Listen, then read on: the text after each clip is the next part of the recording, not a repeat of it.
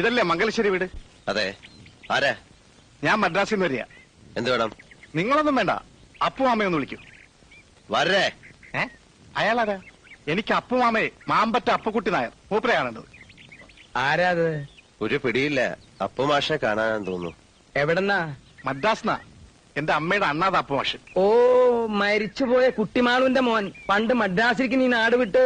നാട് വിട്ടതല്ല, നാട്ടിൽ നിന്ന് കുറച്ചുകാലം മാറിയുന്നതാ. നീ അങ്ങ് ചീർത്തല്ലോ. ഞാൻ കാണുന്ന കാലത്ത് നീ കോല് പോലെ ഇരുന്നതല്ലേ? ചെല്ല്, ആ പത്തായപ്പുരയിലാ മാഷ് താമസം.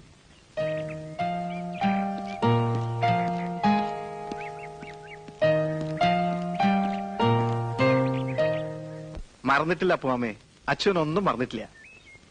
ഒരു ടീക്കടയിൽ ജോലിക്ക് നിന്ന് തുടങ്ങിയതാ. ഇപ്പോ ഹോട്ടൽ 4 കൂടാതെ ഒരു ലോഡ്ജും ഒരു ബ്രാൻഡിക്കടയും. എന്തായാലും താൻ കേവനായല്ലോ, അത് മതിയടൂ. നെല്ലിപ്പോയിലെ തറവാട് ചാത്തുക്കുട്ടി മാമയുടെ മുകളിൽ നിന്ന് ഞാൻ മേടിച്ചു. അതിന്റെ കാര്യങ്ങൾ വ്യവസ്ഥയാക്കിട്ടാ ഞാൻ പറഞ്ഞത്. ആ, ഇത് ഭാനു അല്ലേ?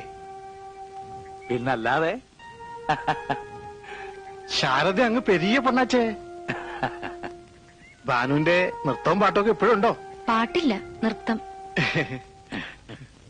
അമ്മിണി അമ്മായിയുടെ മുറിച്ച മുറി. അപ്പോ നെല്ലിപ്പോയിലെ വീട്ടിൽ താൻ താമസമാക്കാൻ പോവാ? എങ്ങനെ പറ്റും? മദ്രാസിൽ ഇക്കൊണ്ട് ബിസിനസ് ഒക്കെ നിർത്തിട്ട് ഞാൻ ഇങ്ങോട്ട് വരികയെ. ഭാനു നിൽക്കൂ. ഇനി പറയാൻ പോണ കാര്യങ്ങള് ഭാനു കൂടി കേൾക്കണം. നെല്ലിപ്പോയിലെ വീട്ടില് ആരെങ്കിലും താമസിച്ചേ പറ്റൂ. ഞാൻ നോക്കിയിട്ട് ഇപ്പോഴത്തെ കണ്ടീഷനിൽ അപ്പുമാവും കുട്ടികളും കൂടി അങ്ങോട്ട് മാറും. അന്യരുടെ പത്തായപ്പുരയില് ഇത് എത്ര നാളെന്ന് വെച്ചിട്ടാ കഴിയാ? അപ്പുമാമയ്ക്ക് വെറുതെ ഇരിക്കാണ്ട് അവിടുത്തെ കൃഷിയും കാര്യങ്ങളൊക്കെ നോക്കി നടത്താലോ. എന്തേ?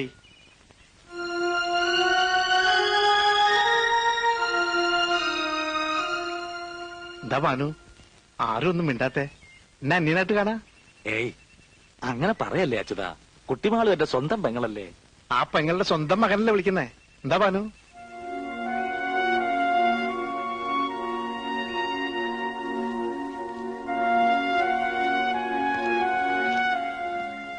എന്നാൽ ഞങ്ങൾ ഇറങ്ങായി.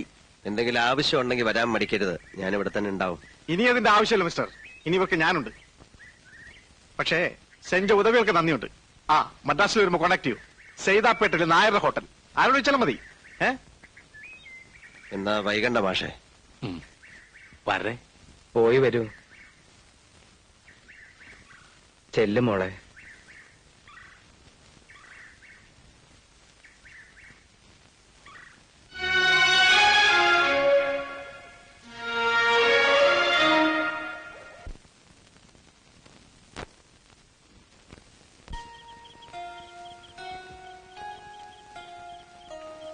ഞാൻ ആലോചിക്കുക ഓരോ മാറ്റങ്ങള്.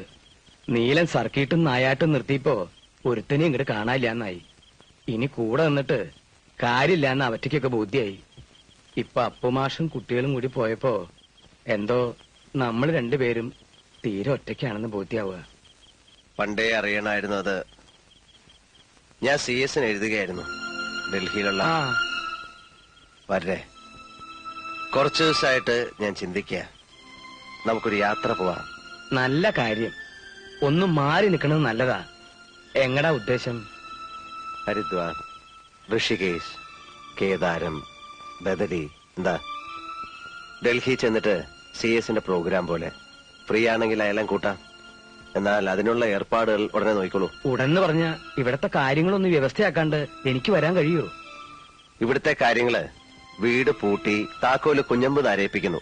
എന്നിട്ട് നാളെ തന്നെ വിടുക. അല്ല, നീലന്റെ ഏർപ്പാടെന്ന് പറയുമ്പോ രണ്ടും കൽപ്പിച്ചായിരിക്കുമല്ലോ. അതിനാടോ ത്രില്ല്. മുൻകൂട്ടി നിശ്ചയിക്കാത്ത യാത്ര. കാശിയിൽ നിന്ന് തുടങ്ങാം. പിന്നിട്ട വഴികൾ, അഴുക്ക് ചാലുകൾ, ചെയ്തു പോയ തെറ്റുകൾ, ഭൂതകാലത്തിന് മുഴുവൻ ബലിയിട്ട് പ്രായച്ചിത്തം നടത്തിയ ഒരു യാത്ര.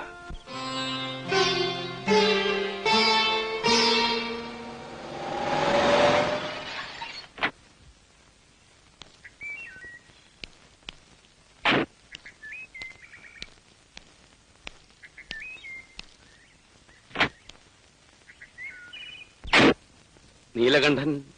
അതെ. കയറിയിരിക്കാം. വേണ്ട, ഞാൻ പണിക്കർ. ഡൽഹിയിലാണ്. അടുത്തടുത്ത് വന്നായിരുന്നു. തിരിച്ചു പോകും മുമ്പ് നിങ്ങളെ കാണുന്ന ഒരു അത്യാവശ്യമാണെന്ന് തോന്നി. എനിക്ക് ആളെ മനസ്സിലായില്ല കേട്ടോ. എന്നെ മനസ്സിലായില്ലെങ്കിലും മൈലുകൾക്കപ്പുറത്തുനിന്ന് ഞാൻ ഈ നാട്ടിലേക്ക് വന്നത് ഒരാളിനെ കാണാനാണ്. ഭാനുമതി അറിയാമായിരിക്കുമല്ലേ? ഉവ്വ്, അപ്പുമാഷ്ട മോള്. ഇന്ന് അവൾ നിങ്ങൾക്ക് അപ്പുമാഷയുടെ മോള് മാത്രമാണ്. നാളെ നിങ്ങൾ അറിയപ്പെടേണ്ടത് ആ കുട്ടിയുടെ നാട്ടുകാരൻ എന്ന നിലയ്ക്കാവും. ഉവ്വ്, മിടുക്കിയാണ്. ഞാൻ നൃത്തം കണ്ടു. കണ്ടുവെന്നല്ല, ഭയപ്പെടുത്തി, ഭീഷണിപ്പെടുത്തി നൃത്തം ചെയ്യിച്ചു. എന്നിട്ട് അവളുടെ ചിലങ്ക കഴിപ്പിച്ചു. വീരകൃത്യം അല്ലേ? ഹേ മിസ്റ്റർ, നിങ്ങളുമായിട്ടുണ്ടായ ഒരു ഈഗോ പ്രോബ്ലത്തിൽ വരദാനം പോലെ കിട്ടിയ ഒരു സർഗാത്മക സിദ്ധി ഭാനുമതി ഉപേക്ഷിച്ചിരിക്കുക. ഇന്ത്യൻ ക്ലാസിക്കൽ ഡാൻസിന്റെ മുഖഛായ മാറ്റാൻ പോകുന്ന ടാലൻസിന്റെ ഉടമയാണ് ആ കുട്ടി. എല്ലാം തൊലച്ചു. നിങ്ങളെപ്പോലൊരു ഫ്യൂഡൽ തെമ്മാടിയുമായി ഉണ്ടായ ഒരു ഇഷ്യൂവിന്റെ പേരിൽ നിങ്ങൾക്ക് അവളുടെ കാലിൽ വീണ് മാപ്പ് പറയാം. എന്നിട്ടെങ്കിലും നൃത്തത്തിന്റെ ലോകത്തിലേക്ക് അവളെ തിരിച്ചുകൊണ്ടുവരാൻ കഴിഞ്ഞാൽ അതൊരു സൽക്കർമ്മമായിരിക്കും, വലിയ പുണ്യം. ഇത്രയെങ്കിലും നിങ്ങളെ കണ്ട് പറഞ്ഞില്ലെങ്കിൽ തിരിച്ചു പോകുമ്പോ എനിക്ക് മനസമാധാനം കിട്ടില്ല. ഞാൻ ഇറങ്ങും. ഇത് അപേക്ഷയാണ്. ദുരഭിമാനം മാറ്റിവെച്ച് കഴിയാവുന്നത് അവളുടെ ഭാവിക്ക് വേണ്ടി ചെയ്യണം.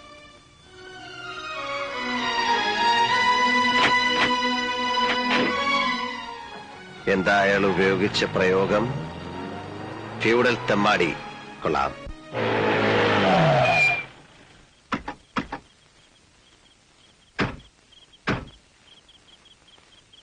അച്ഛനില്ലേ? ഇല്ല, കയറിയിരിക്കൂ. ആ. ഭാനുച്ചി, ഭാനുച്ചി, മംഗലശ്ശേരിയിൽ നീലാണ്ടനും ഭാര്യരും വന്നിരിക്കണു.